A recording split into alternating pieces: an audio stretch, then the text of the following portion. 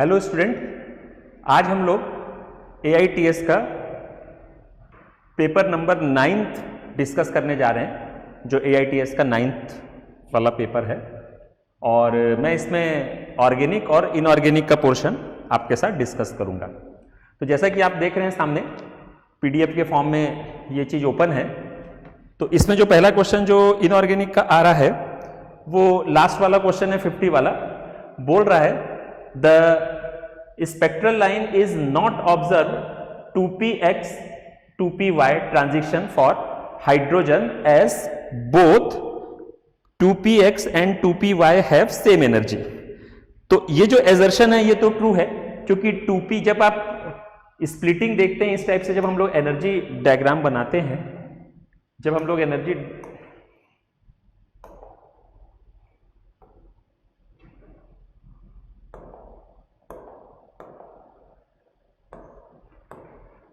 Energy diagram बनाते हैं इसका इस टाइप से, तो आप देखते हैं कि जो px और py होता है वो एक साथ होता है, ठीक है ना। तो जो px और py जो होता है वो एक साथ होता है। ये हो गया px और ये हो गया py, दोनों की एनर्जी लेवल सेम होता है, मतलब जिसको हम लोग डीजेनरेटिंग ऑर्बिटल्स भी बोल सकते हैं। तो इसका मतलब है कि both have the same energy, तो एजर्शन तो ट्रू है। अब इसका रीजन बोल रहा है the spectral line is observe for 2px and 2py transition for multi electron atom as both 2px and 2py have a different energy. अगर multi electron system होगा तो एनर्जी डिफरेंट हो जाएगी, ये गलत है। तो इसमें एजर्शन सही है और रीजन गलत है, मतलब इसका आंसर हो जाएगा आपका थर्ड वाला, क्योंकि एजर्शन सही है और रीजन गलत बोल रहा है। px और py की एनर्जी तब भी सेम रहेगी, चाहे मल्टी इलेक्ट्रॉन सिस्टम हो चाहे सिंगल इलेक्ट्रॉन सिस्टम हो। अब आते हैं हम लोग नेक्स्ट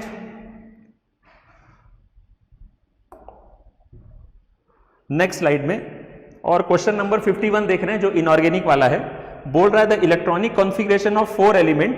ये आपको इलेक्ट्रॉनिक कॉन्फ़िगरेशन चारों का दिया हुआ है और पूछ रहा है कि which of the following is correct increasing order of ionisation enthalpy. आपको पता है कि आयनाइजेशन एंथैल्पी उसकी ज्यादा होती है जिसके वैलेंस शेल स्टेबल होते हैं, मतलब जो इनर्ट गैस हो या इनर्ट गैस कॉन्फ़िगरेशन को ले रहा हो उसकी आयनाइजेशन एंथैल्पी ज्यादा होती है, और जिसकी स्टेबल नहीं होते हैं वैलेंस शेल, वहां से इलेक्ट्रॉन निकालना आसान होता है। तो अगर आप यहां पे देखेंगे तो इसमें सबसे पहले देखिए कि ये इंक्रीजिंग ऑर्डर में है। तो आप देख रहे हैं, अगर हम ये वाला कॉन्फ़िगरेशन देखें सी वाला, तो ये है सोडियम का, और सोडियम के फर्स्ट ग्रुप के एलिमेंट की जो आयनाइजेशन एंथैल्पी होती है वो सबसे कम होती है, आपको पता है पीरियड में अगर हम लोग चल रहे हैं तो C जो है वो सबसे कम आयनाइजेशन एंथैल्पी होगी, और इसके हिसाब से फिर ये आंसर हो जाएगा। तो हमेशा जब इस टाइप के इंक्रीजिंग डिक्रीजिंग वाले आते हैं तो लीस्ट और मोस्ट को पहले फाइंड आउट करने की कोशिश कीजिए, ताकि आपको वो टर्मिनल मिल जाए दोनों। जैसे इसका C हमने निकाल लिया, सबसे कम होगी पता चल रहा है, और सबसे ज्यादा किसकी होगी, जिसका वैलेंस शेल स्टेबल है, और वो दिख रहा है आपको A वाला, क्योंकि ये आपका क्या है, नियॉन है। तो A की सबसे ज्यादा और C की सबसे कम, ये पेयर सेट ऑफ पेयर कहां आ रहा है आपका, C वाले ऑप्शन में आ रहा है। तो ये आपका आंसर सही है। अब आते हैं क्वेश्चन नंबर नेक्स्ट 52 में। 52 बोल रहा है रॉन्ग मैच इज, ठीक, रॉन्ग मैच आपको इसमें बताना है। ये भी फैक्ट वाला क्वेश्चन है। इसमें जो रॉन्ग मैच है वो आपका 118 का है, जो टेंसिनियम दे रहा है, ठीक है। ये जो होता है मतलब 118 जो होता है वो OG है, इसका जो एटॉमिक मतलब जो इसका सिंबल है OG, और इसको बोलते क्या है, ऑर्गनेशन बोलते हैं, जिसका एटॉमिक नंबर 118 है। ये ऑर्गनेशन है, यहाँ पे टेंसिनियम लिखा है जो कि रॉन्ग है, बाकी सारे करेक्ट हैं उसके जितने। अब आते हैं क्वेश्चन नंबर 53, भी आपका इसी कैटेगरी का है, इनऑर्गेनिक का। बोल रहा है which of the following molecule has a regular geometry. Regular geometry का मतलब क्या होता है? रेगुलर ज्योमेट्री का मतलब ये होता है कि जब किसी भी कंपाउंड के जो सेंट्रल एटम है उसके सारे इलेक्ट्रॉन बॉन्ड फॉर्मेशन में पार्टिसिपेट कर जा रहे हैं, मतलब कहीं भी लोन पेयर नहीं है सेंट्रल एटम के पास में, वो ज्योमेट्री जो रहती है वो कहलाती है टेक्निकली रेगुलर ज्योमेट्री। तो यहां अगर हम लोग देखें तो रेगुलर H2O में लोन पेयर है, PF3 में लोन पेयर है, SF6 में लोन पेयर नहीं है, XCF6 में भी लोन पेयर है एक, क्योंकि 8 इलेक्ट्रॉन होते हैं वैलेंस शेल में, 6 बॉन्ड बना रहे हैं। तो यहां पे आंसर हो जाएगा आपका थर्ड वाला SF6, क्योंकि SF6 में सेंट्रल एटम जो सल्फर है उसके पास कोई लोन पेयर नहीं है, तो ये रेगुलर ज्योमेट्री बनाएगा। अगर लोन पेयर होते हैं तो रेगुलर ज्योमेट्री नहीं बनाता, वो शेप्स बनाते हैं। रेगुलर ज्योमेट्री नहीं शो करते। अब आते हैं क्वेश्चन नंबर 54 में। बोल ये रहा है कि 2 pi and half sigma bond are present in. तो 2 पाई और हाफ सिग्मा बॉन्ड जो होते हैं वो N2 प्लस में होते हैं, क्योंकि N2 प्लस का बॉन्ड ऑर्डर कितना आता है, अगर मैं N2 प्लस की बात करूं तो N2 प्लस में टोटल इलेक्ट्रॉन हो गए कितने 13, और 13 का बॉन्ड ऑर्डर होता है वो 2.5 होता है। 2.5 का मतलब हो रहा है कि 2 पाई हो जा रहे हैं, 2 बॉन्ड और एक हाफ जो हो जाएगा सिग्मा बॉन्ड बनेगा। इसी कारण इसका आंसर हो जाएगा आपका N2 प्लस। अब आते हैं क्वेश्चन नंबर 55 भी इसी कैटेगरी का है कि arrange the following in increasing order of their covalent character. Covalent character के बेस पे आपको इसको अरेंज करना है। देखिए कोवेलेंट कैरेक्टर हम किसके अकॉर्डिंगली देखते हैं, कोवेलेंट कैरेक्टर हम लोग देखते हैं फजान्स रूल के अकॉर्डिंगली। फजान रूल ये बोलता है कि जितने ज्यादा साइज कैटायन का बड़ा होगा उतना आयनिक होगा, जितना छोटा होगा उतना ही कोवेलेंट होगा। ठीक, या तो फिर चार्ज जितने ज्यादा होंगे उतना कोवेलेंट होगा और जितने चार्ज कम होंगे उतना ही आयनिक होगा। तो अगर यहाँ पे कॉमन फैक्टर हम लोग देखें तो कॉमन फैक्टर के यहाँ पे कैल्शियम कैल्शियम कैल्शियम कैल्शियम, चारों में कैल्शियम दिया हुआ है, मतलब कैटायन का जो साइज है या कैटायन के ऊपर जो चार्ज है वो कांस्टेंट कर दिया है। तो इसका मतलब है कैटायन के बेस पे हम यहाँ पे स्टडी नहीं कर पाएंगे कोवेलेंट कैरेक्टर को। तो अब हमको देखना पड़ेगा सेकेंड वाला जो है वो है एनायन को। तो एनायन जितना छोटा होता है उतना ही वो आयनिक होता है, और एनायन जितना बड़ा होता है साइज में उतना ही कोवेलेंट होता है। इसका मतलब है कि कोवेलेंट का सबसे कम कैरेक्टर कौन सा होगा, कैल्शियम फ्लोराइड में, मतलब ये मोर आयनिक होगा और लीस्ट कोवेलेंट होगा। तो इसमें फर्स्ट वाला जो ऑप्शन है, मतलब फर्स्ट वाला जो सब्सटेंस है वो सबसे ज्यादा आयनिक होगा, मतलब लीस्ट कोवेलेंट होगा, और जो डी वाला है आयोडीन वो सबसे ज्यादा कोवेलेंट होगा और सबसे कम आयनिक होगा। तो इसका जो सेट आएगा वो आ जाएगा सेकंड वाला, क्योंकि इसमें साइज ऑफ एनायन बढ़ रहे हैं और एनायन का साइज बढ़ने से क्या होंगे, कोवेलेंट कैरेक्टर बढ़ते हैं। मतलब size of the anion inversely proportional होता है आयनिक कैरेक्टर के और डायरेक्टली प्रोपोर्शनल होता है कोवेलेंट कैरेक्टर के। तो इसका आंसर आ जाएगा सेकंड वाला। अब आते हैं क्वेश्चन नंबर 56। 56 भी बोल रहा है which of the following is paramagnetic. Paramagnetic कौन सा होगा, पैरामैग्नेटिक कंपाउंड मॉलिक्यूल कौन से होते हैं जिसमें अनपेयर्ड इलेक्ट्रॉन प्रेजेंट होते हैं। तो O2 माइनस में आपका अनपेयर्ड इलेक्ट्रॉन प्रेजेंट होगा। ये हम देखेंगे कैसे, ये हम इलेक्ट्रॉनिक कॉन्फ़िगरेशन जो आपने इस टाइप से देखा होगा, sigma 1s, sigma star 1s, sigma 2s, sigma star 1s, sigma 2s, sigma star 2s, फिर यहाँ पे आपका आ जाएगा सिग्मा pz, फिर इधर आ जाएगा पाई px, पाई py, फिर इधर हो जाएगा pi star px, pi star py और सिग्मा स्टार pz। ये इस टाइप से हम इलेक्ट्रॉनिक कॉन्फ़िगरेशन लिखेंगे और इस वाले में हम लोग इलेक्ट्रॉन को फिल करते जाएंगे। O2 माइनस बोला है तो O2 माइनस मतलब टोटल इलेक्ट्रॉन कितने हो गए हमारे पास में, O2 माइनस बोलने का मतलब है टोटल इलेक्ट्रॉन हमारे पास हो गए 15, क्योंकि O2 के 16 होते हैं तो 15 इलेक्ट्रॉन भरेंगे यहाँ पे। 2 2 4 2 6 2 8 2 10 2 12 2 14 और 1 15, मतलब ये चला जा रहा है एंटी बॉन्डिंग में पी के एक जा रहा है, एक अनपेयर्ड इलेक्ट्रॉन ड्यू टू एक अनपेयर्ड इलेक्ट्रॉन प्रेजेंट हो गया इसमें। इसका मतलब ये हो गया आपका पैरामैग्नेटिक नेचर का, इसका ऑप्शन हो जाएगा पहला वाला। अब इसके बाद आते हैं हम लोग नेक्स्ट स्लाइड में, जो हमको मिलेंगे क्वेश्चन। यहाँ पे क्वेश्चन ये मिल रहा है हमको 64 वाला, जो कि ऑर्गेनिक का है। बोल रहा है generally resonance is delocalisation of pi electron, बिल्कुल ठीक है। Which of the following compound can not show delocalisation of pi electron. देखिए पाई इलेक्ट्रॉन कौन डीलोकलाइज नहीं करेगा, वो नहीं करेंगे जो कंजुगेशन में नहीं होंगे सिस्टम। तो पहला वाले का पाई इलेक्ट्रॉन इसके ऊपर NO2 के ऊपर 2 NO2 के ऊपर लोन पेयर होगा, तो यहां पे इसके पास में पाई इलेक्ट्रॉन जो होंगे डबल बॉन्ड बना हुआ है, तो इसका मतलब इसके पास पाई इलेक्ट्रॉन होंगे और ये कंजुगेशन में है तो ये तो करेगा आपका, ठीक।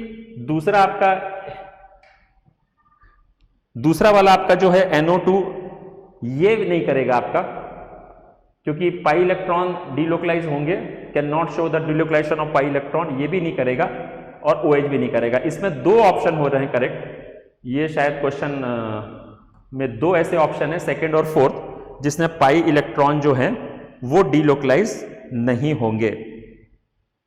The generally resonance delocalisation of pi electron, which of the following compound can not show delocalisation of pi electron. इसके पाई इलेक्ट्रॉन जो है वो डीलोकलाइज नहीं होंगे। बाकी इसके हो जाएंगे। अब आते हैं क्वेश्चन नंबर 65 पे। 65 क्वेश्चन ये बोल रहा है कि इसका आईयूपीएससी नाम बताना है। आईयूपीएससी नाम अगर हम देखें तो इसमें प्रिंसिपल फंक्शन ग्रुप कौन सा है, अगर मैं इसका स्ट्रक्चर यहां ड्रॉ कर लूं, ये आपका स्ट्रक्चर है, ये आपका स्ट्रक्चर है यहां पे। अगर मैं इसमें बात करूं तो इसमें principal function group double bond है, तो मैं यहां से काउंटिंग करूंगा 1 और जाऊंगा इधर, क्योंकि मैं लोएस्ट सेट रूल ओबे करूंगा। लोएस्ट सेट रूल बोलता है कि आप वहां से नंबरिंग करें जहां से नियरेस्ट पड़े, तो इस टाइप से। तो ये मेरा हो गया, तो ये हो जाएगा आपका 5 इथाइल 3,3 डाइमिथाइल साइक्लोहेक्सीन, मतलब इसमें ऑप्शन सही हो जाएगा आपका पहला वाला आईयूपीएससी नोमेनक्लेचर में। अब आते हैं इसमें जो नेक्स्ट क्वेश्चन मिलेगा हमको, क्वेश्चन नंबर 66 मिल रहा है। बोल ये रहा है कि find the false statement regarding to conformational isomers. Conformational isomer के रिगार्डिंगली आपको पूछ रहा है कि कौन सा स्टेटमेंट इनकरेक्ट है। पहला बोल रहा है spatial arrangement of atom in space which can be convert into one another by rotation of CC single bond called rotamers. ये तो सही है, ये स्टेटमेंट सही है, क्योंकि सिंगल बॉन्ड के अराउंड ही क्या होता है, रोटेशन होता है कार्बन का, कार्बन के बॉन्ड का, और उससे कारण क्या होते हैं, अलग अलग इक्लिप्स फॉर्म, स्टैगर्ड फॉर्म या स्क्यू या गाउच फॉर्म बनते हैं। दूसरा बोल रहा है rotation around CC single bond is completely free, it have zero energy barrier. ये गलत है, बिल्कुल फ्री रोटेशन नहीं होता, एकदम फ्री नहीं रहता, कुछ रिस्ट्रिक्शन रहते हैं। तो यही स्टेटमेंट जो है आपका, ये जो है कॉन्फर्मेशन के लिए, ये आपका फॉल्स स्टेटमेंट है। तो अब चलते हैं आगे, नेक्स्ट स्लाइड पे हम आ रहे हैं, और नेक्स्ट स्लाइड पे हमारा जो पहला उसमें क्वेश्चन मिल रहा है वो 67 वाला है। बोल ये रहा है कि alkane shows halogenation in presence of ultraviolet rays और heat, which of the following halogens is most reactive. मतलब जो फोटोकेमिकल रिएक्शन होती है अल्केन की, जो फ्री रेडिकल अल्ट्रावायलेट जैसे यूवी लाइट के साथ जो रिएक्शन हो रही है, उसमें सबसे ज्यादा जो रिएक्टिव जो एलिमेंट होता है वो होता है आपका फ्लोरीन। फ्लोरीन जो होता है वो एक्सप्लोसिव मिक्सचर बना लेता है, तो ये हाईली रिएक्टिव होता है, जो कि फ्री रेडिकल या अल्ट्रावायलेट रेड्स की प्रेजेंस में रिएक्शन होती है। फोटोकेमिकल रिएक्शन के लिए फ्लोरीन बहुत ज्यादा रिएक्टिव होता है, इसी कारण हम लोग फ्लोरीन को जनरली यूज नहीं करते हैं यहाँ पे रिएक्शन में। हम लोग क्लोरीन का यूज करते हैं, ब्रोमीन का यूज करते हैं पॉपुलरली। फिर आते हैं क्वेश्चन नंबर 68 में। बोल रहा है the product form when isobutylene reacts with water in presence of few drop of sulphuric acid.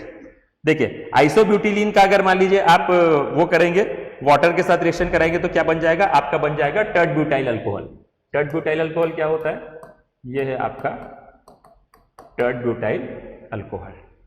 तो आइसोब्यूटिलीन को करेंगे तो ये बनेगा आपका टर्ड ब्यूटाइल अल्कोहल, मतलब इसमें आ जाएगा आपका सेकंड वाला ऑप्शन करेक्ट होगा। फिर आ रहे हम लोग फ्रीडल क्राफ्ट का एल्काइलेशन। बड़ा इजी क्वेश्चन था ये। फ्रीडल क्राफ्ट का एल्काइलेशन क्या होता है, बिल्कुल रखा क्वेश्चन। ये आपका फ्रीडल क्राफ्ट का एल्काइलेशन, ये तो थर्ड वाला फ्रीडल क्राफ्ट का एसाइलेशन है ना। पहली वाली रिएक्शन तो वुड्स रिएक्शन है, ठीक है। तो इस टाइप से आप देखेंगे तो ये आपका फ्रीडल क्राफ्ट एल्काइलेशन 69 का second question, second option correct होगा। अब आते हैं हम लोग नेक्स्ट स्लाइड पे। इसमें आपको मिल रहा है 76 वाला क्वेश्चन। बोल रहा है कि which is the correct order of decreasing bond dissociation enthalpy. देखिए बॉन्ड डिसोसिएशन एंथैल्पी जो होती है वो क्लोरीन की सबसे ज्यादा होती है, फिर ब्रोमीन की, फिर फ्लोरीन की, और फिर आयोडीन की। ये एनसीईआरटी के डाटा के अकॉर्डिंगली मैं आपको इसका आंसर बता रहा हूं। तो ये थोड़ा सा फैक्ट वाला क्वेश्चन है जिसको आपको याद रखना पड़ेगा। एनसीईआरटी में जो डाटा प्रोवाइडेड है उसमें जो ऑर्डर है हेलोजन फैमिली में वो क्लोरीन, ब्रोमीन, फिर फ्लोरीन है, और फिर सबसे लास्ट में आयोडीन का बॉन्ड डिसोसिएशन एंथैल्पी आती है। अब आते हैं हम लोग नेक्स्ट क्वेश्चन 77 में। स्टेटमेंट बोल रहा है carbon, silicon and germanium are not affected by water. ये तो स्टेटमेंट सही है, ये तीनों वाटर के साथ रिएक्ट नहीं करते और कंपाउंड मतलब वाटर के साथ रिएक्ट नहीं करते। और टिन जो है वो वाटर के साथ रिएक्ट करता है, पर टिन भी कोल्ड वाटर के साथ रिएक्ट नहीं करता है, ध्यान रखिएगा। टिन जो होता है वो वाटर गैस मतलब वेपर के साथ रिएक्ट करता है और यहाँ पे टिन ऑक्साइड बनाता है और हाइड्रोजन गैस को लिबरेट करता है। तो tin decompose steam to form dioxide and dihydrogen. तो इसका मतलब है कि आपका बोथ स्टेटमेंट 1 जो है और स्टेटमेंट 2 दोनों ही क्या है, करेक्ट हैं इसमें। तो 77 का फर्स्ट ऑप्शन करेक्ट हो जाएगा। अब आते हैं, नेक्स्ट आ रहा है आपका 78 वाला क्वेश्चन। 78 क्वेश्चन ये बोल रहा है कि given below are two statement, one is labelled as assertion A and other is labelled as assertion R। ठीक है, वो तो अपना है। इसमें बोल ये रहा है कि सीरियम+3 is use as a oxidizing agent in volumetric analysis. ठीक, तो ये गलत है। वॉल्यूमेट्रिक एनालिसिस में Cl+3 यूज नहीं होता है एज ऑक्सीडाइजिंग एजेंट, क्योंकि जो Cl की जो ऑक्सीडेशन स्टेट होती है वो +4 स्टेबल होती है। +4 जो ऑक्सीडेशन स्टेट है वो आपकी इसमें जो F में जो इलेक्ट्रॉन होते हैं वो होते ही नहीं है, तो ये ऑक्सीडाइजिंग एजेंट की तरह बिहेव कर ही नहीं सकता। दूसरा बोल रहा है कि cerium plus has a noble gas electronic configuration, नहीं, नोबल गैस कॉन्फ़िगरेशन ये बनाएगा +4 वाला, क्योंकि इसमें आपका 0 हो जाएगा, 4f में कोई इलेक्ट्रॉन नहीं आएंगे। तो ये दोनों ही स्टेटमेंट क्या है, यहाँ पे गलत हैं। Both assertion and reasons are false statement. फिर आता है metal present in Wilkinson catalyst. Metal जो विल्किंसन कैटलिस्ट में प्रेजेंट होती है वो होती है रुहीनियम, मतलब RH, और इसमें जो कॉम्प्लेक्स बनाता है, जो मतलब जो कैटलिस्ट होता है वो आपका ये होता है PPH3 का होल थ्राइस Cl। मतलब इसमें आंसर हो जाएगा आपका, ये भी फैक्ट क्वेश्चन है, ये याद करने वाले उस पर। ये कॉम्प्लेक्स जो होता है ये आपका रहता है विल्किंसन कैटलिस्ट। फिर आपको बोल रहा है PTNS3, मतलब ये एक कॉम्प्लेक्स दिया हुआ है, बोल रहा है how many total possible isomer shown above. देखिए ये जो टोटल आइसोमर बनाएगा, देखिए ये वाला जो क्वेश्चन है आपका 80 वाला, इसमें आपका NO2 लिया हुआ है, और आप जानते हैं कि NO2 जो लिगेंड होता है वो एम्बिडिएंट लिगेंड होता है। एम्बिडिएंट लिगेंड का मतलब आप समझते हैं कि ऐसा लिगेंड जिसमें 2 मोड ऑफ अटैचमेंट होता है, एक ही लिगेंड के 2 एटम होते हैं डिफरेंट डिफरेंट जो लोन पेयर डोनेट करते हैं। जैसे यहाँ पे नाइट्रोजन डोनेट कर रहा है और फिर वो ऑक्सीजन भी डोनेट करता है, इसको नाइट्रो N और नाइट्रो O के नाम से हम लोग जानते हैं। तो इसके जो स्ट्रक्चर बनेंगे, मैं बना रहा हूं, इससे कितने बनेंगे, जैसे एक बना आपका PT को मैंने बीच में रखा, ठीक है। जैसे मान लीजिए मैंने NH3 एक साथ ले लिया और NO2 इधर ले लिया, ठीक। तो ये क्या बन गया आपका सिस। अब इसका ट्रांस बनाएंगे तो क्या होगा, PT इधर रखा, इधर मैंने NH3 ले लिया, इधर मैंने NH3 ले लिया, इधर मैंने NO2 ले लिया, इधर मैंने NO2 ले लिया, तो ये बन गया आपका ट्रांस। 2 बन गए। दूसरा क्या होगा कि फिर से मैंने PT लिया, NH3, अब मैं क्या कर रहा हूं, एक को ONO ले रहा हूं और एक को NO2 ले रहा हूं, ऐसा। तो इसके भी 2 बन जाएंगे। अभी ये सिस बना, अब NH3 के बेस पे इसका ट्रांस बन जाएगा। कैसे, PT NH3 NO2 ONO, ये इसका सिस बन गया, ये इसका ट्रांस बन गया। अब फिर से चेंज किया, अब क्या चेंज हो गया, PT NH3 अब यहां पे क्या कर दिया, ONO दोनों को ONO ले लिया, मतलब ऑक्सीजन से मोड ऑफ अटैचमेंट कर रहे हैं, तो ये बन गया सिस, और इसी का ट्रांस बनेगा PT NH3 ONO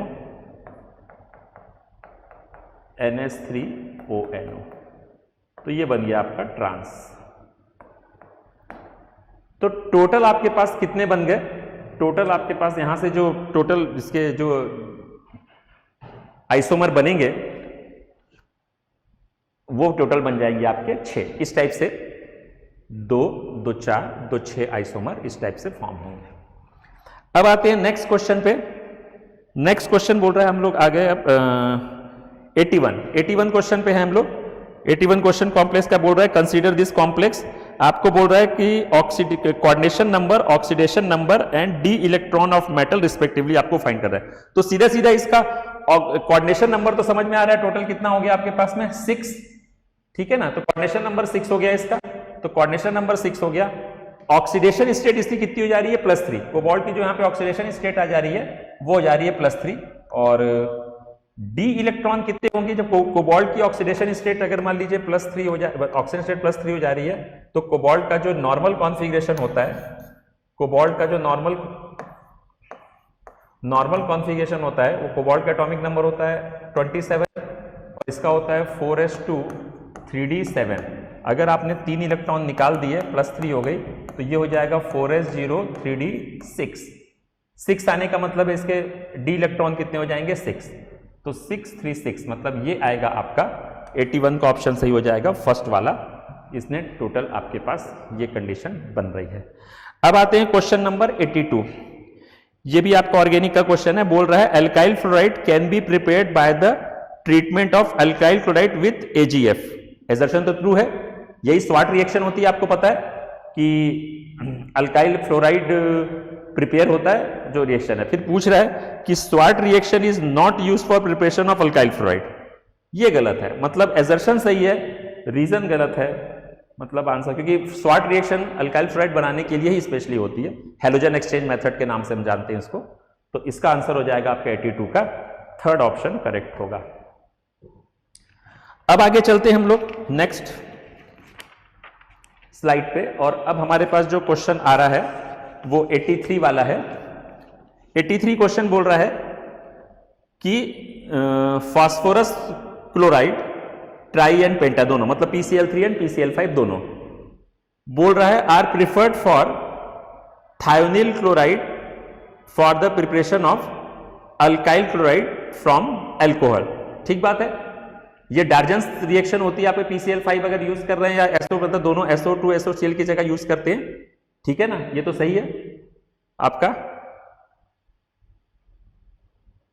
phosphorus chloride are preferred for over thionyl chloride. नहीं, थायोनिल क्लोराइड के तो बेस्ट मेथड है, तो एजर्शन क्या है आपका गलत है, क्योंकि थायोनिल क्लोराइड के साथ अल्कोहल की रिएक्शन होती है, C2H5OH प्लस SOCl2 की रिएक्शन कराएंगे, तो यहां बनता है C2H5Cl plus SO2 plus HCl, और ये गैस के फॉर्म में बाहर निकल जाते हैं। ये आपकी डार्जन्स प्रोसेस है। तो बोल रहा है SOCl2 मतलब थायोनिल क्लोराइड की जगह हम लोग यूज कर सकते हैं क्या PCl3 या PCl5? प्रिफर्ड नो, नहीं कर सकते, क्योंकि इससे बेस्ट मेथड नहीं है। और दूसरा बोल रहा है phosphorus chloride are give the pure alkyl halide, ये भी गलत है। यहां पे दोनों ही गलत हैं, मतलब एजर्शन और रीजन जो है बोथ आर रॉन्ग। तो 83 का आंसर हो जाएगा आपका फोर्थ वाला। फिर आपको बोल रहा है कि की जो अल्कोहल है उसको हम लोग हीट कर रहे हैं 140 डिग्री, मतलब 413 केल्विन पे सल्फ्यूरिक एसिड प्रेजेंस पे, तो यहां बनेगा ईथर, ध्यान रखिएगा, यहां बनेगा ईथर 140 पे। और अगर 180 पे हीट करते हो, उससे ज्यादा पे हीट करते हो तो एल्कीन बन जाती है ना, ध्यान रखिएगा। तो इसका ऑप्शन हो जाएगा सेकंड वाला। फिर आपको साइक्लोपेंटेनोन है can be converted into cyclohexane बोल रहा है। इसको कन्वर्ट करने के लिए हम लोग को क्या यूज करना है? Red phosphorus HI reducing agent होता है, बिल्कुल यूज कर सकते हैं। वुल्फ क्रिश्नर हाइड्राजीन यूज होता है एज अ रिड्यूसिंग एजेंट, यहां भी यूज कर सकते हैं। क्लीमेंसन्स रिडक्शन बिल्कुल कर सकते हैं, इसमें भी CO ग्रुप CH2 में कन्वर्ट होता है, और वहां पे हम रिड्यूसिंग एजेंट लेते हैं जिंक अमलगम और HCl, मतलब हम यहाँ पे सभी को इस्तेमाल कर सकते हैं। मतलब यहाँ पे 85 का आंसर आ जाएगा आपका फोर्थ वाला, ऑल ऑफ दिस। अब आते हैं क्वेश्चन नंबर 86 में। एजर्शन रीजन में बोल रहा है कि benzaldehyde is less reactive than propanol in the nucleophilic addition reaction. Benzaldehyde को बोल रहा है कि लेस रिएक्टिव है, किस रिस्पेक्ट में? प्रोपेनॉल के रिस्पेक्ट न्यूक्लियोफिलिक एडिशन रिएक्शन में। तो ये तो सही है, क्योंकि न्यूक्लियोफाइल जनरली क्या होते हैं, बेंजीन रिंग पे अटैक नहीं करते, इसी कारण बेंजीन रिंग जो होते हैं वो लेस रिएक्टिव होते हैं टुवर्ड, उसमें इलेक्ट्रोफिलिक रिएक्शन आसानी से होती है। तो एजर्शन तो सही है। अब रीजन बोल रहा है कि carbon atom of carbonyl group of benzaldehyde is less electrophilic and carbon atom carbonyl are present in the propanol. बिल्कुल सही है, इसका एजर्शन और रीजन दोनों सही है और उसका करेक्ट एक्सप्लेनेशन भी है। तो इसका आंसर हो जाएगा आपका ये फोर्थ वाला, इसका आंसर हो जाएगा फोर्थ वाला, क्योंकि बेंजीन रिंग पे बेसिकली इलेक्ट्रोफिलिक सब्स्टिट्यूशन होता है, न्यूक्लियोफिलिक नहीं होते।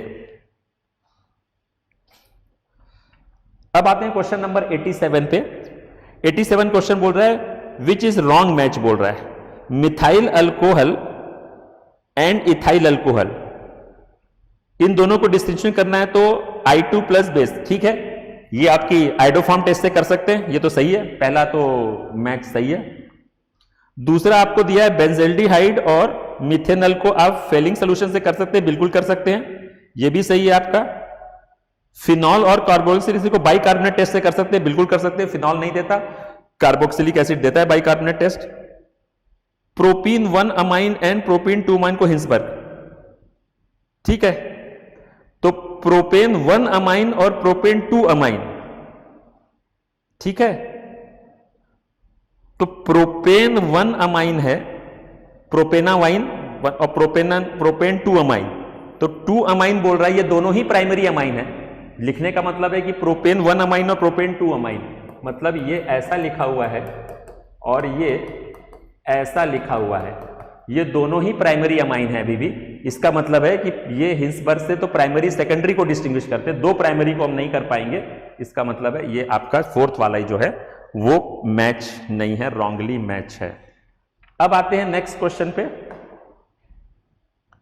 क्वेश्चन नंबर 88 बोल रहा है identify Z in the sequence, ठीक बात है, आपको दिया हुआ है एनिलीन, एनिलीन की NaNO2 के साथ रिएक्शन करा रहा है, एनिलीन का हम लोग NaNO2 के साथ रिएक्शन कराएंगे, ये डायजोनेशन की रिएक्शन होती है, आपको पता है NaNO2 HCl के साथ 0 to 5 डिग्री सेंटीग्रेड, जो टिपिकल डायजोनेशन, और यहाँ पे जो कंपाउंड बनेगा X जो बनेगा वो बनेगा आपका बेंजीन डायजोनियम क्लोराइड, ये X बन गया आपका।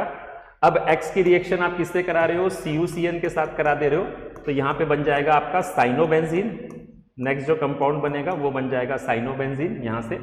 अब उसको क्या कर रहे हैं, उसकी हाइड्रोलिसिस कर दे रहे हैं, अगर हम H2O के साथ रिएक्शन करा दे तो यहाँ जो हमको कंपाउंड मिलेगा वो मिलेगा बेंजोइक एसिड, तो यहाँ हमारा जो कंपाउंड बन जाएगा वो बन जाएगा ये, तो इसका मतलब है इसका आंसर सही हो जाएगा आपका थर्ड वाला, बेंजोइक एसिड बनेगा, तो 88 का आंसर हो जाएगा थर्ड वाला।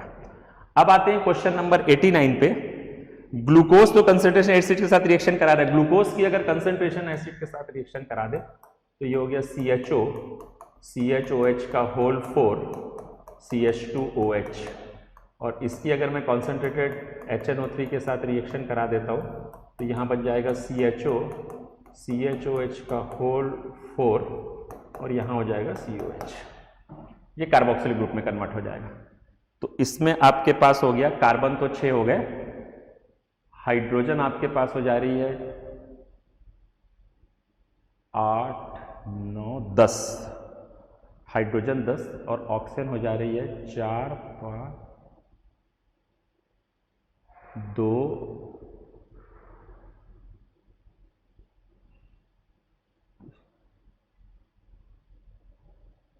8, मतलब आपका सेकंड वाला, ये वाला ऑप्शन आपका आएगा। अब आते हैं क्वेश्चन नंबर 90 पे। बोल रहा है the compound which does not gives a positive test in लेसिंगर एक्सटेंट, लेसिंगर एक्सटेंट से हाइड्राजीन नहीं देते, ये भी फैक्ट वाला क्वेश्चन है, बाकी सारे देंगे, ग्लाइसिन दे देगा क्योंकि NH2 ग्रुप है, यूरिया भी दे देगा NH2 ग्रुप है, फिनाइल हाइड्राजीन भी दे देगा, बस हाइड्राजीन नहीं देता, तो ये आपको ध्यान रखना पड़ेगा, लेसिंगर टेस्ट जो होता है वो नहीं देता। तो इस प्रकार से मैंने आपके सामने AITS का पेपर नंबर 9 डिस्कस किया है, और अब हम लोग नेक्स्ट जो डिस्कस करेंगे वो हम लोग डिस्कस करेंगे जो इसके बाद वाला आएगा, मतलब AITS का पेपर नंबर 10। ओके, तो उम्मीद करता हूं कि आज का डिस्कशन आपको समझ में आया होगा।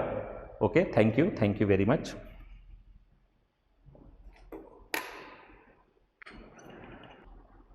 तो इसमें आप देख पा रहे हैं 49th क्वेश्चन जो है वो इस कैटेगरी का है कि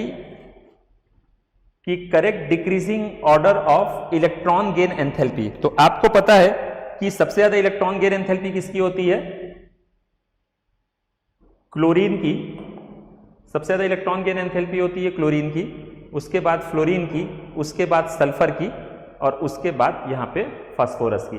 तो ये फैक्ट वाला क्वेश्चन है, तो इसमें 49 का जो आंसर हो जाएगा आपका वो होगा आपका सेकंड वाला।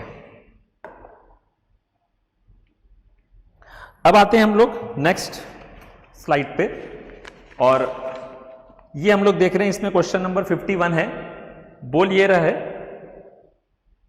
कि which is the correct order of dipole movement. Dipole movement का करेक्ट ऑर्डर आपसे पूछ रहा है, क्या होगा? इसमें BF3, NH3 और NF3 दिया हुआ है, तो आपको पता है कि BF3 का डाइपोल मूवमेंट 0 होता है क्योंकि वो स्टेबल स्ट्रक्चर होता है और इसमें जो रिजल्टिंग डाइपोल जो होता है वो 0 होता है। तो BF3 का 0 मतलब सबसे कम, तो BF3 सबसे कम होगा, तो ये वाला। अब NF3 और NH3 में हम लोग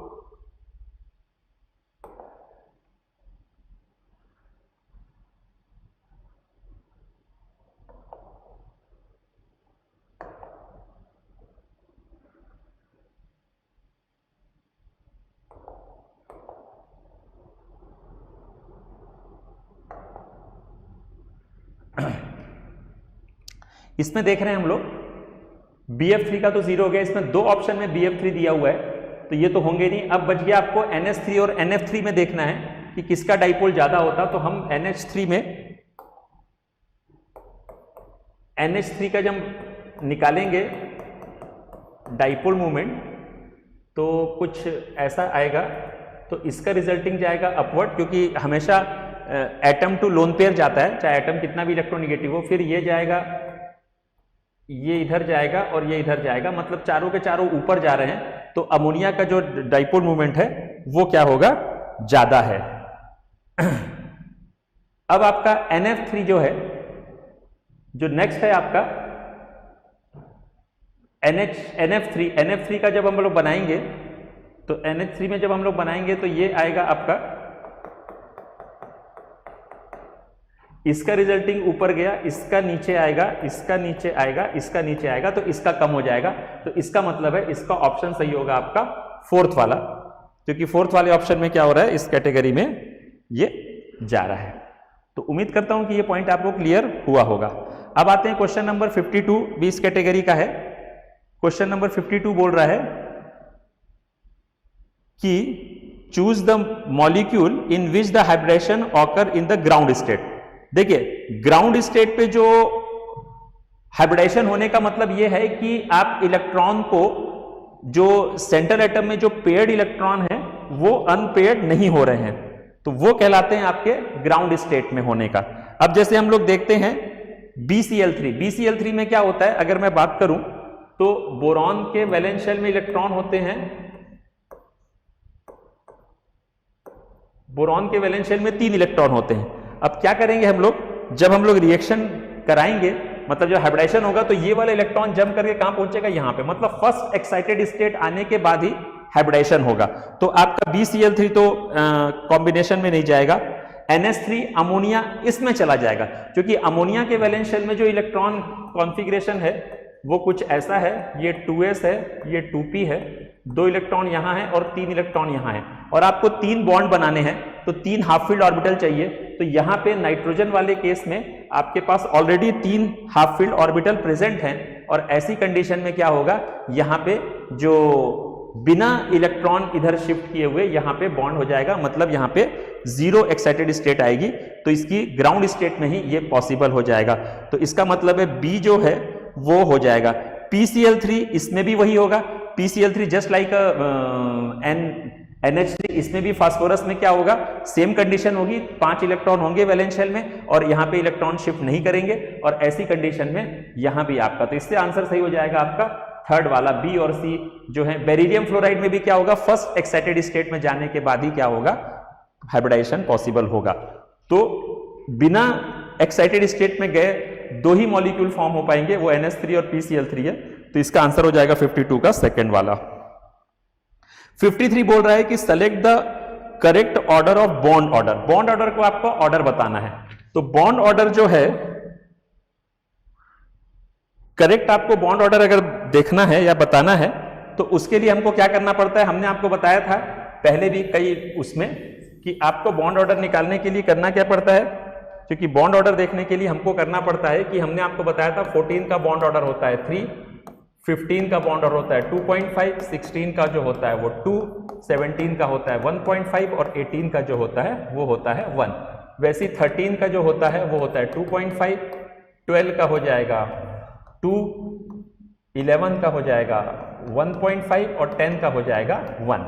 तो इस टाइप से आप यहाँ पे बॉन्ड ऑर्डर देख सकते हैं। अब आपको बोल क्या रहा है, बोल ये रहा है कि करेक्ट बॉन्ड C2 माइनस फिर N2O2 सबका आपको करेक्ट बॉन्ड ऑर्डर देखना है। इस टाइप से आप यहां निकाल के देख सकते हैं किसका क्या बॉन्ड ऑर्डर आएगा। जैसे O2 2 माइनस है, O2 2 माइनस का बॉन्ड ऑर्डर आ जाएगा 1, तो सबसे कम हो गया और उसको सबसे ज्यादा बना रहा है तो पहला वाला सही। तो इसका ऑप्शन कौन सा सही होगा, इसका ऑप्शन सही होगा थर्ड वाला ऑप्शन इसमें सही होगा, क्योंकि इसमें आप इस टाइप से यहां पे देख लेंगे बॉन्ड ऑर्डर निकालने का मैंने आपको बता दिया। टोटल इलेक्ट्रॉन यहां से करके आप देखेंगे कि increasing order of decreasing order of bond order किसमें आ रहा है, तो वो आपका ऑप्शन सही होगा 53 का थर्ड वाला। अब चलते हैं नेक्स्ट स्लाइड पे और इसके बाद आपको मिलेगा question number 60। Question number 60 organic वाला इनऑर्गेनिक वाला क्वेश्चन है। MnO4 minus plus NO2 minus आपको दे रहा है MnO4 माइनस परमैंगनेट आयन और NO2 माइनस ग्वीज आउट, इधर हो रहा है NO3 minus plus Mn plus plus. अब आप देखिए कि ऑक्सीडेशन स्टेट कितनी चेंज हो रही है यहां पे। अगर हम देखें इसकी ऑक्सीजन स्टेट तो MnO4 माइनस में Mn की ऑक्सीजन स्टेट कितनी होती है, +7 होती है। Mn की जो ऑक्सीडेशन स्टेट होती है वो +7 होती है और यहां पे वो आने के बाद कितनी हो जा रही है, वो +2 हो जा रही है। यहां पे आने के बाद ये कितनी हो जा रही है, +2 हो जा रही है। तो कितने का चेंज आ गया, 5 यूनिट का चेंज आ गया। वैसे ही NO2 माइनस और NO3 माइनस में आप चेक कर लीजिए, तो NO2 माइनस में कितनी हो जाएगी इसकी ऑक्सीडेशन स्टेट अगर हम लोग निकालेंगे तो NO2 माइनस में हो जाएगी इसकी 4 में से +3 और यहां हो जाएगी +5, मतलब 2 का चेंज आ गया। तो आपको मालूम है, आपको बोल रहा है तो equivalents of MnO4 minus is equal to होते हैं इक्विवेलेंट्स ऑफ NO2 माइनस। तो यहां चेंज आ रहा है 5 का, यहां चेंज आ जा रहा है कितने का, 2 का चेंज आ रहा है। तो पर MnO4 माइनस में कितने का चेंज आ जाएगा, पर अगर MnO2 माइनस में करूंगा तो मैं परमैंगनेट आयन में अगर मैं चेंज देखूंगा तो कितने का आ जाएगा, 5/2 का चेंज आ जाएगा। तो आपसे बोल ये रहा है कि 1 mole of MnO4 in acidic media oxidise how much mole of NO2 minus, तो कितना करेगा, 5/2 करेगा, क्योंकि इसके इक्विवेलेंट्स क्या हो रहे हैं, इसके इक्विवेलेंट्स के इक्वल हो जा रहे हैं। मतलब यहां पे जो आंसर आएगा वो आपका आएगा सेकंड वाला। यहां पे जो आंसर आ जाएगा वो आ जाएगा आपका सेकंड वाला। तो ये यहां पे आप ध्यान रखेंगे। तो उम्मीद करता हूं ये चीज आपको समझ में आई होगी। अब आते हैं क्वेश्चन नंबर 61, इस कैटेगरी में आ रहा है। बोल रहा है carbon carbon bond length of ethane. Ethane बोला मतलब C सिंगल बॉन्ड C, फिर बोल रहा है आपको इथीन मतलब C डबल बॉन्ड C, फिर बोल रहा है आपको एसिटिलीन मतलब C ट्रिपल बॉन्ड C, और फिर बोल रहा है बेंजीन। तो ये 4 आपके पास हैं, ये फर्स्ट है, ये सेकंड है, ये थर्ड है और ये फोर्थ है। अब आपको बोल रहा है इसके आपको डिक्रीजिंग ऑर्डर में बताना है। तो आपको मालूम है सबसे ज्यादा बॉन्ड लेंथ किसकी होगी, सिंगल बॉन्ड की होती है। आपको कार्बन कार्बन सिंगल बॉन्ड की बॉन्ड लेंथ पता है 1.54 एंगस्ट्रॉम होती है, तो इसकी हो गई 1.54 एंगस्ट्रॉम। फिर इसकी होती है डबल बॉन्ड की 1.34 एंगस्ट्रॉम, इसकी होती है 1.2 एंगस्ट्रॉम। पर बेंजीन में क्या होते हैं, पार्शियल डबल बॉन्ड और partial single bond character show करता है ड्यू टू रेजोनेंस, तो इन दोनों के बीच की इसकी होती है। तो अगर आपको इंक्रीजिंग ऑर्डर में निकालने को बोल रहा है तो सबसे ज्यादा आपका क्या आ जाएगा, फर्स्ट वाला, फिर आ जाएगा फोर्थ वाला, क्योंकि इसमें दोनों के कैरेक्टर प्रेजेंट होंगे, पार्शियली डबल पार्शियली सिंगल, फिर आएगा प्योर डबल बॉन्ड और फिर सबसे लास्ट में आ जाएगा ट्रिपल बॉन्ड वाला एसिटाइलिन का। तो इसमें ऑर्डर सही आ जाएगा आपका 61 का थर्ड वाला। अब चलते हैं आगे और क्वेश्चन देखते हैं 62 क्वेश्चन बोल रहा है कि the OH group present in the position. ये आपको स्ट्रक्चर दिया हुआ है, तो जैसे हम नंबरिंग करते हैं साइक्लिक स्ट्रक्चरों पे, तो हम वहां से नंबरिंग करते हैं जहां से PFG लगा होता है, मतलब प्रिंसिपल फंक्शन ग्रुप लगा होता है। तो प्रिंसिपल फंक्शन ग्रुप इन सब में कौन है, कीटोन है। कीटोनिक ग्रुप इन तीनों में ऊपर आता है, डबल बॉन्ड लगा है, OH लगा है और कीटोन लगा है। तो according to priority list function group की कीटोन ऊपर आता है, तो हम नंबरिंग यहां से करेंगे 1, ठीक है। अब हम चलेंगे किधर, हम चलेंगे किस साइड में, हम लोग चलेंगे इस साइड में। तो ये हो जाएगा 2, ये हो जाएगा 3, ये हो जाएगा 4, ये हो जाएगा 5, ये हो जाएगा 6। मतलब यहां पे आपको OH को मिलेगा कौन सी पोजीशन, 5वीं पोजीशन मिलेगी। मतलब यहां पे अगर हम बात करें तो इसका ऑप्शन सही होगा फोर्थ वाला, इसको मिलेगा 5वां पोजीशन। अब आते हैं क्वेश्चन नंबर 63 जो इस कैटेगरी में आ रहा है। इसमें आपको दो स्ट्रक्चर बनाए हुए हैं और इसमें बोल रहा है कि ये स्ट्रक्चर कौन सी आइसोमेरिज्म को शो कर रहा है। तो अगर आप देखें तो इसके लगा है कार्बोक्सिलिक ग्रुप लगता है, तो वहीं से हमको नंबरिंग स्टार्ट करनी पड़ती है। आपको मालूम है ये प्रिंसिपल फंक्शनल ग्रुप में सबसे टॉप पे आता है और साथ ही साथ ये चेन टर्मिनेटिंग ग्रुप भी है, तो इसके कार्बन से हम लोग नंबरिंग स्टार्ट करते हैं। तो यहाँ पे जो चीज अरेंजमेंट चेंज हो रहा है वो केवल चेन का अरेंजमेंट चेंज हो रहा है, क्योंकि आईयूपीएसी नाम बदल जाएगा। पहले वाले का आईयूपीएसी नाम हो जाएगा 1 2 3 4, ये हो जाएगा ब्यूटेनोइक एसिड, और दूसरे वाले का 1 2 3 तो 2 मिथाइल प्रोपेनोइक एसिड। तो ये स्ट्रक्चर बदला क्योंकि आईयूपीएसी नाम बदल गए और स्ट्रक्चर बदल रहा है, इसी का ये हो जाएगा आपका चेन आइसोमेरिज्म। अब आते हैं क्वेश्चन नंबर 64 पे। 64 बोल रहा है कि action of heat on the mixture of sodium propionate in soda lime. देखिए सोडियम प्रोपियोनेट्स और सोडा लाइम के साथ अगर हम रिएक्शन कराएं तो ये डीकार्बोक्सिलेशन रिएक्शन होती है और एक कार्बन कम का अल्केन हमको मिलता है डीकार्बोक्सिलेट। तो यहां पे बोल दिया है प्रोपियोनेट मतलब 3 कार्बन है, और 3 कार्बन से क्या होगा, एक कार्बन CO2 में निकल जाएगा, मतलब 2 कार्बन बचेंगे। मतलब यहां पे आपके पास जो अल्केन बनेगी वो 2 कार्बन की बनेगी, मतलब इथेन बनेगी, क्योंकि डीकार्बोक्सिलेशन रिएक्शन में हमेशा एक कार्बन की अल्केन बनती है अगर हम लोग कार्बोक्सिलिक एसिड को सोडा लाइम के साथ रिएक्शन कराते हैं। तो अब आते हैं हम लोग क्वेश्चन नंबर 65 में। 65 क्वेश्चन बोल रहा है कि halogenation of alkane is an example of. Halogenation of alkane example किसका होता है, फ्री रेडिकल मैकेनिज्म का होता है। सनलाइट की प्रेजेंस में ये रिएक्शन करता है और फ्री रेडिकल में 3 स्टेप में रिएक्शन कंप्लीट होती है, चेन इनिशिएशन, चेन प्रोपोगेशन और चेन टर्मिनेशन। अब आते हैं क्वेश्चन नंबर 66 में। बोल ये रहा है the characteristic reaction of benzene is. Benzene में जो सबसे पॉपुलर रिएक्शन होती है आपको पता है इलेक्ट्रोफिलिक सब्स्टिट्यूशन रिएक्शन होती है, क्योंकि बेंजीन रिंग अपने आप में इलेक्ट्रॉन रिच होता है, क्योंकि उसमें 3-3 डबल बॉन्ड होते हैं। और सबसे अच्छी बात यह होती है कि बेंजीन रिंग में जो तीनों डबल बॉन्ड होते हैं वो कंजुगेशन में होने का डीलोकलाइज होते हैं, तो वो एज अ एक सैचुरेटेड हाइड्रोकार्बन की तरह बिहेव करता रहता है। Although it have 3 double bonds but वो act as a saturated hydrocarbon, तो उसमें सब्स्टिट्यूशन रिएक्शन होती है। और चूंकि 3 डबल बॉन्ड है तो वो इलेक्ट्रॉन रिच रहता है, इसी कारण उस पर इलेक्ट्रोफाइल आसानी से अटैक कर पाते हैं।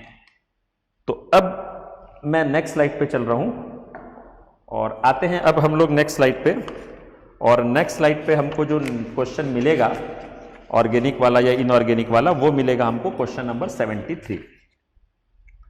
बोल ये रहा है कि the first xenon compound found by the N Bartlett is in experiment. ये सेकंड वाला, इन्होंने ये जिनॉन प्लेटिनम हेक्साफ्लोराइड लिया था जिसके बेस पे उन्होंने अपना एक्सपेरिमेंट किया था, तो इसका ये भी फैक्ट है, आपको याद रखना पड़ेगा। इसका ऑप्शन है आपका सेकंड वाला। अब आते हैं क्वेश्चन नंबर 74 पे। बोल रहा है which of the following electronic configuration represent the maximum magnetic movement. देखिए मैक्सिमम मैग्नेटिक मूवमेंट देखना है, इसका मतलब क्या है, मैक्सिमम मैग्नेटिक मूवमेंट वो देंगे जिसमें क्या होगा, अनपेड इलेक्ट्रॉन सबसे ज्यादा होंगे। तो अब अगर गौर से देखें तो इसमें आपके पास में D3 है, मतलब 3 अनपेड है, क्योंकि हुंड्स के अकॉर्डिंगली फिल होंगे हमारे पास में। हम ऐसा भरेंगे, जैसे ये ले लिया हमने, D में आपके पास में 3 इलेक्ट्रॉन है, तो 1 2 3 ये तीनों अनपेड रहेंगे। 2 बोला तो 2 अनपेड रहेंगे। 8 बोल रहा है तो 1 2 3 4 5 6 7 8, तो यहां 2 अनपेड हो गए। 6 बोल रहा है तो यहां पे क्या हो जाएगा, 2 और हट जाएंगे, मतलब 4 अनपेड रहेंगे। तो सबसे ज्यादा अनपेड आ जाएंगे 4 यहां पे। इसका मतलब है आंसर सही हो जाएगा आपका फोर्थ वाला, D6 में 4 अनपेड इलेक्ट्रॉन आ रहे हैं, तो इसी का मैग्नेटिक मूवमेंट सबसे ज्यादा होगा, क्योंकि मैग्नेटिक मूवमेंट जो होता है वो डायरेक्टली प्रोपोर्शनल होते हैं अनपेड इलेक्ट्रॉन के ऊपर। अब आते हैं क्वेश्चन नंबर 75। ये भी फैक्ट वाला क्वेश्चन था, इसका सेकंड ऑप्शन सही होगा। यट्रियम प्लूटोनियम, ये भी फैक्ट वाला क्वेश्चन है। सबकी ऑक्सीजन स्टेट बराबर रखी है, तो इनके साइज में जो फर्क आएगा वो ये ऑर्डर होगा। अब आते हैं क्वेश्चन नंबर 76 में। कौन सा बोल रहा है कि पैरामैग्नेटिक होगा और इनर ऑर्बिटल कॉम्प्लेक्स बनाएगा। देखिए पैरामैग्नेटिक भी हो रहा है, इनर ऑर्बिटल कॉम्प्लेक्स बनाना। इनर ऑर्बिटल बोलने का मतलब है DsP2 बनाएगा, हाइब्रिडाइजेशन करेगा, DsP2 हाइब्रिडाइजेशन होगा। ये आपका इनर D2sp3 कोऑर्डिनेशन नंबर 6 है, I am sorry coordination number 6 है, तो ये बनाएगा D2sp3, ये इनर ऑर्बिटल कॉम्प्लेक्स बनाएगा। और साथ ही साथ वो बोल रहा है कि पैरामैग्नेटिक भी होना चाहिए। ऑब्वियसली पैरामैग्नेटिक होगा तो कलर तो बनाएगा ही बनाएगा। तो इसमें आपको देखना पड़ेगा इनकी ऑक्सीजन स्टेट से कि कौन बना रहा है। सबसे पहले तो पैरामैग्नेटिक चेक कर लीजिए, वो ज्यादा आसान है चेक करना आपका। जैसे निकिल +2 बोल रहा है, निकिल +2 बोल रहा है मतलब निकिल का एटॉमिक नंबर कितना होता है? निकिल का एटॉमिक नंबर है 28, और अगर +2 बोल दिया तो ये हो जाएगा इसका 4s2 3d8 होता है। अगर +2 बोल दिया तो ये हो जाएगा 4s0 3d8, और 8 आ रहा है तो इसके पास भी क्या होगा? अनपेयर्ड इलेक्ट्रॉन प्रेजेंट होंगे। ठीक है, तो ये भी पैरामैग्नेटिक प्रेजेंट का होगा क्योंकि 8 इलेक्ट्रॉन है। पर जो अमोनिया से लेके वो बैक पेयरिंग करके क्या करेगा, वो जो 1 2 3 4 5 6 7 8 इसको इधर से इधर शिफ्ट करेगा? नहीं करेगा। क्यों नहीं करेगा? क्योंकि आपके पास एक डी खाली हो रहा है, हमको तो 2 चाहिए, डी ऑर्बिटल खाली चाहिए इनर ऑर्बिटल बनाने के लिए, तो आपका पहला ऑप्शन गलत हो जाएगा। इस प्रकार से आप चेक करिएगा जैसा मैंने आपको बताया, और ऐसा चेक करेंगे तो आपका आंसर आ जाएगा थर्ड वाला, क्योंकि टाइटेनियम के जो हेक्सा एक्वा टाइटेनियम जो है वो आपका क्या हो जाएगा? इस कैटेगरी में आएगा। तो इसका आंसर हो जाएगा आपका थर्ड वाला। फिर आते हैं क्वेश्चन नंबर 77 में। 77 बोल रहा है what is the primary valency of cobalt. इसमें देखिए ये वर्नर्स थ्योरी का क्वेश्चन था। प्राइमरी वैलेंसी क्या होती है? प्राइमरी वैलेंसी जो होती है वो एनायन से सेटिस्फाई होती है और एनायनिक लिगेंड से सेटिस्फाई होती रहती है, जो प्राइमरी वैलेंसी होती है। और सेकेंडरी वैलेंसी जो होती है वो लिगेंड से सेटिस्फाई होती है, और वो लिगेंड चाहे वो कैटायनिक हो, एनायनिक हो, न्यूट्रल हो, कुछ भी हो, पर वो लिगेंड से होती है। पर primary valency satisfied by the anion, simple anion and anionic ligand. तो अगर इस कॉम्प्लेक्स में हम लोग देखें जो लिखा हुआ है, ये कॉम्प्लेक्स बना है COH2O का whole thrice Cl, sorry H2O का होल 5 है, 5Cl और इधर Cl2। तो आपके पास में टोटल अगर हम लोग देखें तो इसमें टोटल आपके पास एक एनायनिक लिगेंड है और 2 सिंपल एनायन है, मतलब आपके पास में टोटल 3 प्राइमरी वैलेंसियां हैं। तो इसका आंसर हो जाएगा थर्ड। तो उम्मीद करता हूं आपको यह समझ में आया होगा। अब मैं चलता हूं नेक्स्ट स्लाइड पे, और अब हम लोग आ रहे हैं क्वेश्चन नंबर 78 पे। क्वेश्चन नंबर 78 ये बोल रहा है कि which type of isomerism arises when the bidentate ligands are present in the complex in the formula. देखिए ये कोऑर्डिनेशन नंबर 6 का कॉम्प्लेक्स बन रहा है, बोल रहा है MX2LL का होल 4, सॉरी होल ट्वाइस। तो इसका मतलब है इसका कोऑर्डिनेशन नंबर 6 हो गया। LL एक बाइडेंटेड लिगेंड है, और इसके साथ जो बनेगा कॉम्प्लेक्स वो बनेगा आपका जो ऑप्टिकल आइसोमेरिज्म को शो करेगा। कोई भी इस टाइप का एग्जांपल आप ले सकते हैं जिसमें कि ये बनाएगा बाइडेंटेड लिगेंड का। मैं ऐसा करके बना देता हूं। ये कोऑर्डिनेशन नंबर 6 हो गया है, तो ये ऑक्टाहेड्रल ज्योमेट्री को शो करेगा। एक LL मैंने यहां ले लिया, ये LL हो गया बाइडेंटेड। यहां से भी मैं मान लीजिए ले लेता हूं एक LL को बाइडेंटेड। यहां पे मैंने NH3 ले लिया, और सॉरी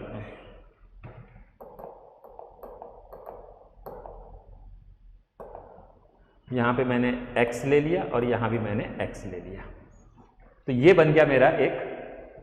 अब इसके सामने मिरर रखूंगा तो इसका मिरर इमेज बन जाएगा दूसरा, एक डेक्स्ट्रो और एक लीवो। ये मैंने D वाला बनाया, इसी का L वाला। मतलब ये कौन से आइसोमेरिज्म शो करेगा? ये शो करेगा आपका ऑप्टिकल आइसोमेरिज्म शो करेगा। अब आते हैं क्वेश्चन नंबर 79 में। बोल रहा है कि which of the following compound will undergoes inversion when is treated with the aqueous NO. देखिए इन्वर्जन जो दे रहा है वो SN2 मैकेनिज्म में 100% इन्वर्जन होता है, और SN2 मैकेनिज्म में जो 1 डिग्री हैलाइड होते हैं वो सबसे ज्यादा पार्टिसिपेट करते हैं, सबसे ज्यादा रिएक्टिव होते हैं due to least steric hindrance. तो इसी कारण इसका आंसर हो जाएगा आपका थर्ड वाला, क्योंकि इन्वर्जन स्ट्रक्चर SN2 में आपके बनेंगे। SN1 में 50% इन्वर्जन और 50% रिटेंशन भी होता है। अब आते हैं क्वेश्चन नंबर 80 पे। बोल ये रहा है कि what is the correct order of reactivity of alcohol in the following. देखिए आपने बनाया क्या, यहां पे ROH लिया, आपने अल्कोहल लिया और इसकी HCl से रिएक्शन करा के आप बना रहे हैं RCl, मतलब CO बॉन्ड ब्रेक कर रहे हैं। और अगर CO बॉन्ड ब्रेक करते हैं इसका मतलब है ये वाया कार्बोकैटायन फॉर्म हो रहा है, और ऐसी कंडीशन में 3 डिग्री कार्बोकैटायन सबसे ज्यादा स्टेबल होते हैं, फिर 2 डिग्री, फिर 1 degree, due to more hyperconjugative structure, मतलब more number of alpha hydrogen. तो 3 डिग्री कार्बोकैटायन में 9 अल्फा हाइड्रोजन होगी, 2 डिग्री में 6 होगी और 1 डिग्री में 3 होगी। इसी कारण ये ऑर्डर आएगा आपका थर्ड वाला 80 क्वेश्चन का, क्योंकि ये कार्बोकैटायन के थ्रू प्रोडक्ट फॉर्म कर रहा है। अब आ रहे हैं क्वेश्चन, ये बोल रहा है match the following compound in column A and column be with the choose the correct option of the code given below. ठीक है, आपको ABC और PQR दिया हुआ है, ये अगर आप देख पा रहे हैं ABC और PQR दे रहा है। तो पहली वाली रिएक्शन में क्या बोल रहा है, ये कंपाउंड लिया आपका और इसको आपने Cl को रिप्लेस करके OH ले आया, और बोल ये रहा है कि ये आपका किस रिएक्शन से होगा। तो ये आपकी क्या होगी, NaOH से OH रिप्लेस होगा, मतलब A का आपका Q ऑप्शन होगा। तो A का Q आपके 2 ऑप्शन में है। अब आपको B देखना है, B आपके पास आ गया, एक NO2 आपने और जोड़ दिया इसमें लाके, ठीक। तो ये आपका हो जाएगा, B का हो जाएगा आपका R, एक OH आपने फिर लाया इसमें NO2 वाले में, तो फिर से NaOH आपने ले आया, मतलब इसका थर्ड वाला ऑप्शन जो होगा करेक्ट होगा। क्योंकि Cl को रिप्लेस हम किससे कर रहे हैं, वाटर से ना लेकर के हम लोग NaOH से कर रहे हैं, क्योंकि OH ज्यादा रिएक्टिव होता है उसका, इसी कारण वो Cl को रिप्लेस करेगा डाउस प्रोसेस में, जैसा कि आप देखते हैं।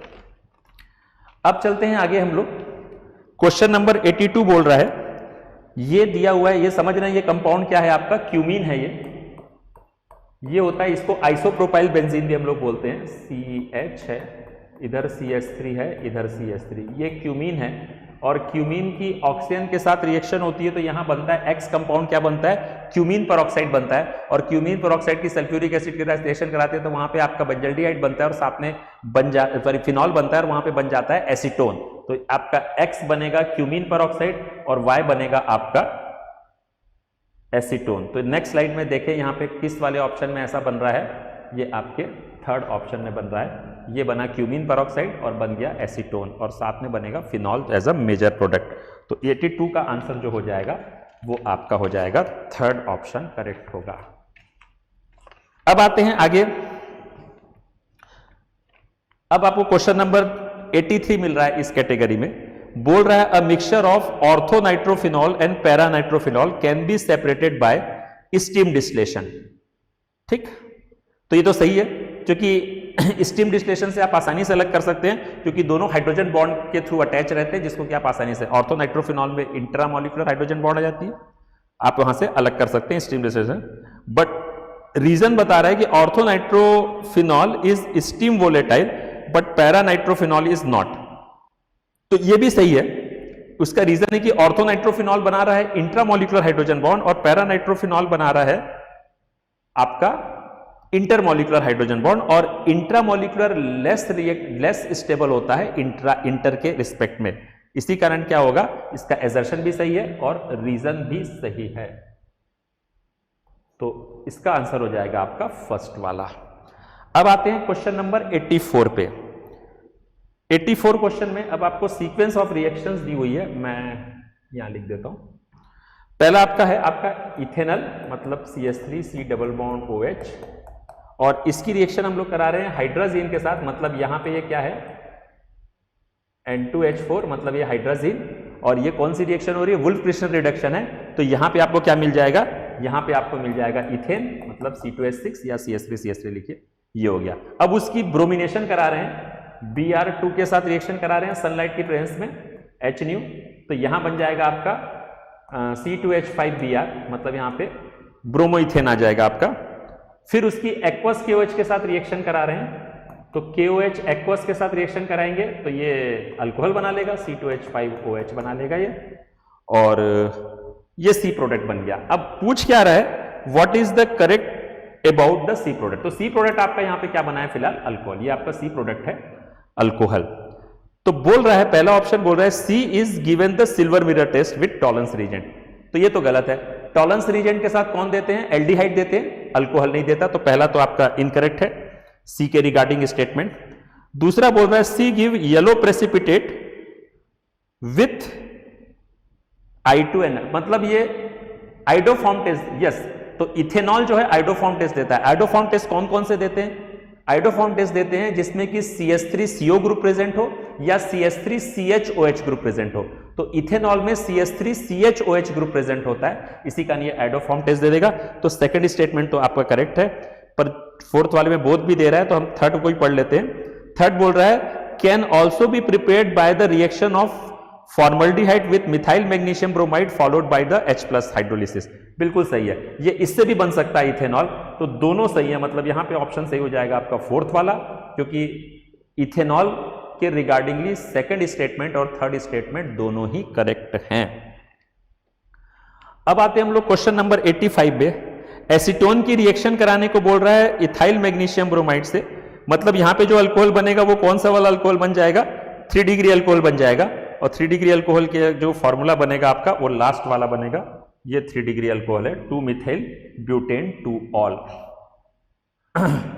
तो 2-methyl butane 2-ol 3 degree alcohol है जो आपका एसीटोन से फॉर्म होता है। एसिटल्डिहाइड से 2 डिग्री बनता है और फॉर्मल्डिहाइड से 1 डिग्री बनता है ग्रिग्नार्ड रीजेंट के साथ रिएक्शन कराने से। ये आपने प्रिपरेशन मेथड में अल्कोहल की पढ़ा भी होगा। अब चलते हैं नेक्स्ट स्लाइड पे। अब हमको मिल रहा है क्वेश्चन नंबर 86 और कॉलम ए और कॉलम बी का, ये बड़ी पॉपुलर रिएक्शंस है। तो इसमें तो जो पहला जो दे रहा है गटरमैन कोच रिएक्शन में, तो सेकंड वाला COCH3 ये होता है आपका, तो ए का सेकंड वाला। रोजनमुंड रिएक्शन होती है, उसमें आपका H2 और पैलेडियम, मतलब बी का थर्ड वाला। सी आपका स्टीफन रिएक्शन जिसमें आपका tin-HCl होता है, सी जो है फोर्थ वाला, मतलब आपका ऑप्शन सही हो जाएगा फोर्थ वाला। और इटार्ड रिएक्शन तो होता है क्रोमिल फ्लोराइड और कार्बन डाइसल्फाइड के साथ कराते हैं, वो इटार्ड रिएक्शन है जहां पे बेंजल्डिहाइड बनता है। तो डी का हो जाएगा फर्स्ट वाला, तो ऑप्शन सही हो जाएगा इसका फोर्थ वाला। अब आते हैं क्वेश्चन नंबर 87 में। कंसीडर द फॉलोइंग स्टेटमेंट बोल रहा है propanoic acid is immiscible in water with water. फिर बोल रहा है acetic acid, propanoic acid is immiscible is water. Yes, ये स्टेटमेंट आपका इनकरेक्ट है, क्योंकि फर्स्ट 4 मेंबर जो होते हैं कार्बोक्सिलिक एसिड के वो इमिसिबल होते हैं। पहले के जो 4 मेंबर मतलब methanoic acid, ethanoic acid, propanoic acid और ब्यूटेनोइक एसिड, ये पानी में डिसॉल्व हो जाते हैं, मतलब मिसिबल रहते हैं। और ये बोल रहा है प्रोपेनोइक एसिड इज इमिसिबल, मतलब ये स्टेटमेंट आपका इनकरेक्ट है। अच्छा, इनकरेक्ट स्टेटमेंट पूछ ही रहा है, ठीक है, ओके। द इनकरेक्ट स्टेटमेंट मतलब इसमें ऑप्शन सही हो जाएगा आपका सेकंड वाला। Acetic acid exist in the dimer in aprotic solvent, ये सही है। एसिटिक एसिड डाइमर बना लेता है, आपको मालूम है हाइड्रोजन बॉन्ड के थ्रू, इंटरमॉलिक्यूलर हाइड्रोजन बॉन्ड के थ्रू इस टाइप से ये क्या होता है, अटैच हो जाता है। COH, इधर डबल बॉन्ड O और दूसरा CH3C डबल बॉन्ड O और OH, यहां पे ये क्या करेगा, दोनों हाइड्रोजन बॉन्ड के थ्रू इस टाइप से जुड़ के क्या बना लेते हैं, ये लोग डाइमर फॉर्म करते हैं। तो ये सेकंड स्टेटमेंट तो करेक्ट है। थर्ड स्टेटमेंट बोल रहा है aliphatic carboxylic acid up to 9 carbon atom are colourless liquid at the room temperature, ये भी सही है। तो बी और सी तो सही है, ए वाला इनकरेक्ट है, मतलब इसमें ऑप्शन सही हो जाएगा आपका ए वाला। अब आते हैं क्वेश्चन नंबर 88 पे। ये आपको सीक्वेंस ऑफ रिएक्शन यहां भी दिया हुआ है, आपको यहां पे इथाइन दिया हुआ है ट्रिपल बॉन्ड वाला। इसकी रिएक्शन किससे करा रहा है, HCl की एक्सिस से करा रहा है। HCl की एक्सिस से कराएंगे तो इसमें दोनों पाई बॉन्ड ब्रेक होंगे और यहाँ पे जैम डाइहैलाइड बन जाएगा, मतलब यहाँ पे आ जाएगा PH, यहाँ पे आ जाएगा CH3 और यहाँ आ जाएगा Cl और Cl। ये आपका पहला बनेगा, ये X आपका बन गया। अब इसकी रिएक्शन किससे करा रहे हैं हम लोग, इसकी रिएक्शन KOH के साथ करा रहे हैं। तो KOH के साथ कराएंगे तो पहले आपका 2 OH आ जाएंगे यहाँ पे और CH3, और आपको मालूम है कि 2 OH आते नहीं है, ये कंपाउंड आपका अनस्टेबल होगा और अनस्टेबल होकर वाटर मॉलिक्यूल डिपार्ट करेगा -H2O और यहाँ पे बन जाएगा, यहाँ पे बन जाएगा आपका कीटोन, एसीटोन बनेगा। ये आपका प्रोडक्ट हो जाएगा Y। अब आपको बोल रहा है इसकी रिएक्शन करा रहे हैं हम लोग यहाँ पे मिथाइल अमाइन के साथ में, मिथाइल अमाइन के साथ में करा रहे हैं NH2। तो यहाँ से क्या होगा, ये वाटर मॉलिक्यूल को डिपार्ट करेगा, ये ऐसा यहाँ से वाटर मॉलिक्यूल निकल जाएगा और यहाँ बन जाएगा आपका PHC double bond N CH3 और इधर CH3, ये कंपाउंड बन जाएगा। और ये कंपाउंड होता है, ये क्या हो गया आपका एन अल्काइल इमाइन, ये बन गया आपका एन अल्काइल इमाइन। और ये जो है आपका, ये बेसिकली है क्या, ये जो कंपाउंड बना ये क्या है, शिफ्ट बेस, इसी को बोलते हैं शिफ्ट बेस। मतलब इसमें आंसर सही हो जाएगा आपका 88 का फोर्थ वाला, यही है शिफ्ट बेस एन अल्काइल इमीन। तो ये सीक्वेंस ऑफ रिएक्शन है जो आपको यहां पे देखने को मिलेगी। अब आते हैं क्वेश्चन नंबर 89 मिलेगा इसमें, denaturation of protein can be brought about.